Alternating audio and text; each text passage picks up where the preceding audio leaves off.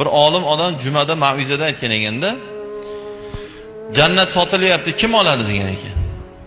Shunda endi ali fitnachi odamga taraf yo'q, darrov bo'ldi, domla ushaldi, mana endi xato gapirdi bu.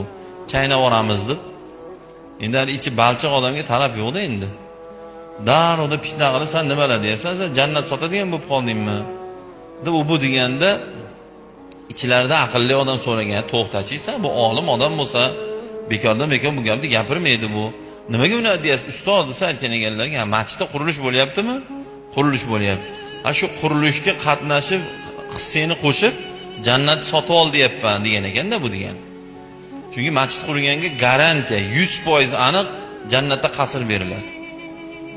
Sahobalar aytishganda, biz pulimiz yo'q, kambag'al biz, o'zimiz masjid qura olmaymiz, qanday qilamiz deganda, qo'lingdan kelgan hissani qo'shgin, jannatdagi qasr senga beriladi degan ekanlar Rasululloh alayhi vasallam. Ya'ni qo'ldan kelgan bitta g'ish, 10 ta g'ish, 200 kilo sement